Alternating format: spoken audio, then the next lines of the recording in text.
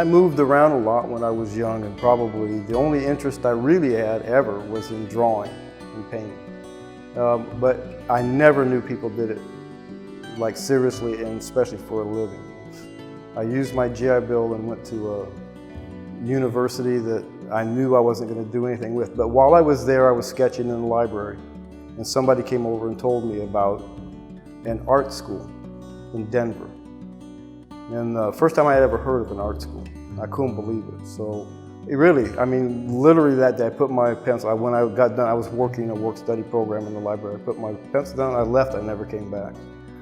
I didn't have a family when I started, so I didn't mind that I didn't have hardly anything at all. And in fact, it didn't bother me at all. It was very fun, and it beats working. I think it all starts with drawing first for me, drawing. And with drawing, when I say drawing, a lot of people mean just one kind of drawing. For me, drawing could be little bitty thumbnails that I'm just working out value studies. It could be gestural drawings. Of course, finished drawings where I'm working on the light and shadow and accuracy and all that kind of stuff. But it seems like it grows from drawing, because when I draw and sketch something before I paint it, it seems like I get the ideas for what I want to have happen. Once I get the idea, then my painting process, I also vary that a lot. Sometimes I'll paint, I'll block in a value study on my painting in one color. Sometimes I'll jump in full color, sometimes a line study, mostly to keep myself interested.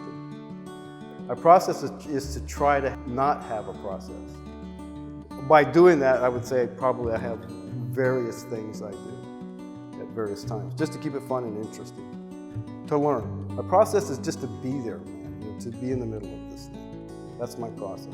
How I paint for and what I paint for would be two different things. One is I paint all the time just for whatever specific interest I have at the time. I might want to be working on some landscapes, or I might want to work more abstractly, or limit my palette more, whatever my own interests are. The second thing, and which is really almost the only way I get work finished, is when I have deadlines. And then that's when I do. When I have shows, then it's time to get work finished. A lot of people ask about, when is a painting finished? And I think a lot of people think about that a lot more than I do. Because I have various states. Some of my paintings are more realistic, some are looser. I think it just talks, I just paint it until it doesn't bother me anymore. And if it's more loose when that happens, or if it's tighter when that happens, that's when I know I'm finished. Something's not bothering me, I'm out of there. For me personally, it's never the one I painted, it's always the next one. Once I'm done with the painting, most of the time, I mean, I enjoy seeing them, it's a memory, but it's like, it's just part of the road. My paintings to me are just part of the road, and so it's always the next one, always. I mean, obviously my work is more traditional. I mean, I do abstract, I do figurative and landscape work, but I feel free to push around anywhere I want to push around, and push the limits however I want to do it. There's a thing that goes around once in a while, even on Facebook and in artist dialogue. Why do you make art is the big question. And I know this is going to sound kind of crass. I don't sort of care, but I am there to get high. That's the real reason I'm there. I like being there. If I can, it doesn't always work. Sometimes it's just work, and that's no fun. But there are those times when you're hitting it, that you're flying. And I think that's, as long as that happens, I want to go. It's like bowling a strike. If you bowl the strike and you get that jazz, you want to go back. For me, that's painting. Basically, to get that, to be in that zone. That's why, if I can get in that zone, that's why I paint.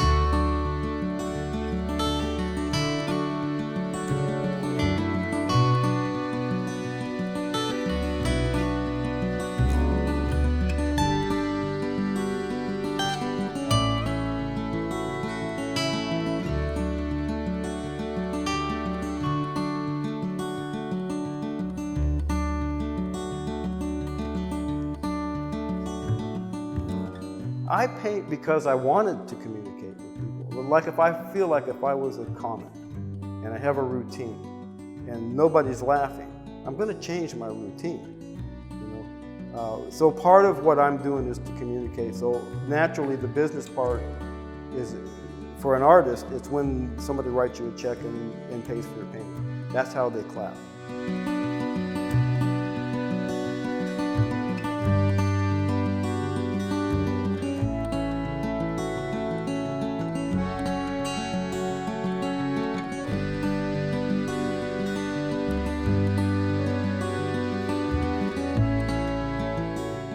I think the most memorable responses I have from people, I like it when they tell me something about my artwork affecting how they think or feel, lining up with how they think or feel. If I feel like somebody has made that painting theirs, that's the best compliment I could ever get.